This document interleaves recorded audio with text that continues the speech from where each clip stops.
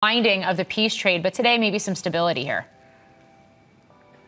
Good morning. Yeah, I think investors are naturally going to be unsettled because the U.S. is having a conflict with an enemy that, of course, is trying to engulf more nations and is threatening other countries. But we also know that during that period in February through April, while the war was escalating and markets were tumbling, it ultimately proved to be a good buying opportunity for stocks. And I think, for me, maybe that would be the bigger message for viewers, that you may not really want the U.S. to be at war, and it may actually make you very nervous about what you hold. But it proved to be a time when actually the U.S. economy actually not only did well, war was probably somewhat good for the economy, and ultimately it created a V-shaped bounce. Yeah, I mean, it's such a good point, Tony, especially when you look at you even see it in the macroeconomic data. It's not just AI infrastructure build out that is buoying the U.S. economy right now. It's huge amounts of defense spending that's making its way out into this reindustrialization push right now, too. And yet, the defense contractor stocks, at least the so-called legacy primes, they're all lower. Right. The stocks are lower since the start of this war. It's counterintuitive, and I think it's the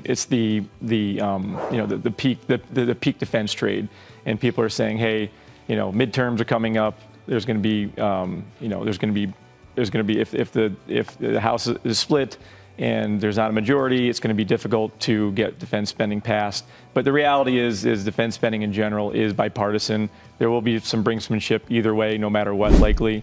But all things being equal, we're still well below historic defense spending on a GDP basis, on a federal budget basis. And I don't think Europe is thinking they're going to peak defense. I don't think allied countries in Asia think there's peak defense.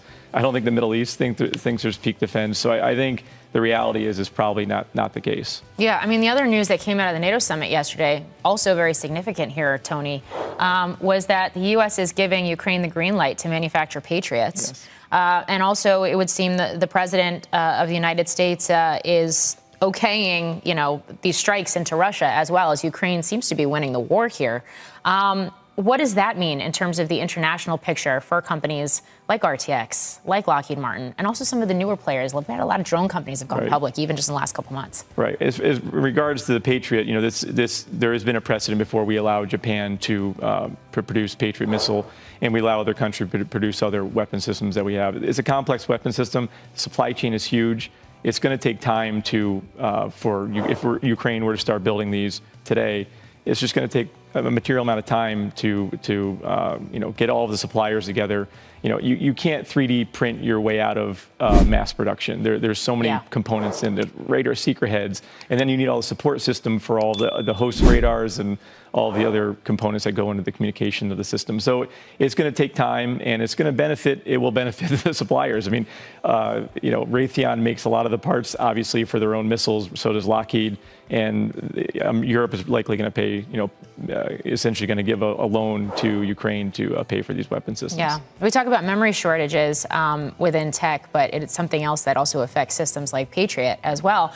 Yes. Which, Tom, brings me back to what we have seen we talk about rotation in the market more broadly, and certainly that's happening. I do want to get your thoughts on small caps, for example, which have outperformed, and you were so early to that call. But even just the rotation we're seeing under the hood in tech, are there buying opportunities here? If you found value in this breakdown, please hit the like button, subscribe, and share it with other investors who are paying attention. We're here to keep bringing you sharp analysis and voices that understand what's unfolding. Thanks for watching.